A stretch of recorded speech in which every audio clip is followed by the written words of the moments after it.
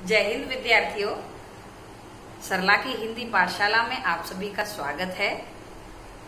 आज हम उपस्थित हैं 10वीं कक्षा का एक विशेष व्याकरण का बिंदु लेकर और उसका नाम है वाच्य। वाच्य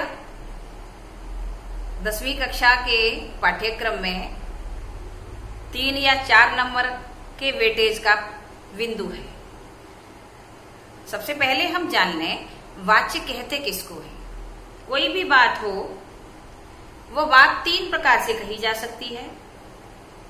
जैसे मैं कहूं मैंने मार्कर से लिखा, इस वाक्य को मैं ऐसे भी कह सकती हूं मेरे द्वारा मार्कर से लिखा गया, और इस बात को मैं ऐसे भी कह सकती हूं मुझसे मार्कर से लिखा गया। एक ही बात को मैंने 3 प्रकार से कहा।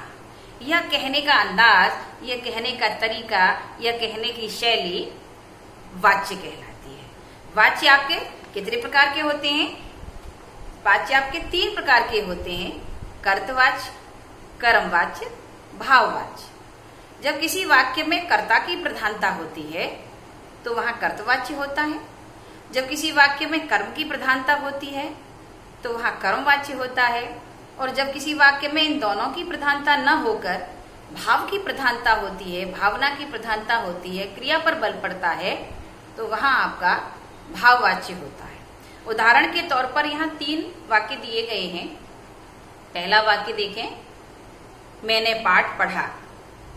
अब इस वाक्य में पढ़ने की क्रिया का फल केवल कर्ता पर पड़ रहा है, यानी केवल कर्ता ही मुख्य है इसमें, इसलिए यहाँ पर कर्तवाच्य है, क्योंकि यहाँ कर्ता की प्रधानता है।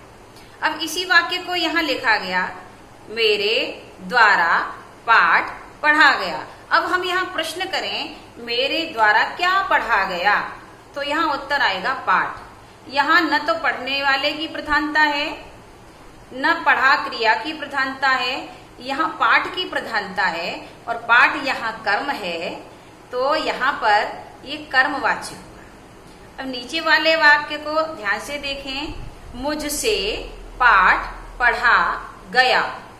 तो यहाँ मेरी प्रधानता नहीं है, पाठ की प्रधानता नहीं है। यहाँ क्रिया देखें, शायद पढ़ने वाला असमर्थ था पढ़ने में, लेकिन उससे पाठ पढ़ा गया। यहाँ क्रिया पर प्रभाव पड़ रहा है, यहाँ भावना है, भाव की प्रधानता है। इस प्रकार यहाँ पर भाववाच्य है। जैसे अन्य उदाहरण भी ले सकते हैं, पक्षी आकाश में उड़े। तो यहाँ उड़ने की प्रधानता पक्षी की है, तो यहाँ आपका कर्तवाच्य होगा। अगर कहा जाए पक्षियों के द्वारा आकाश में उड़ा गया, तो यहाँ पक्षियों के द्वारा आकाश में, आकाश पर बल पड़ रहा है, कर्म है, कर्मवाच्य है। पक्षियों से आकाश में उड़ा गया, यहाँ उड़ने की क्रिया प्रमुख है, भाव प्रमुख है, तो यहाँ आपका भाववाच्य है। इस प्रकार स्पष्ट होता है, जहाँ कर्ता की प्रधानता होती है वहां कर्तवाच्य होता है, जहाँ कर्म की प्रधानता होती है वहां कर्मवाच्य होता है, और जहाँ भाव की प्रधानता होती है वहां भाववाच्य होता है। जय हिंद।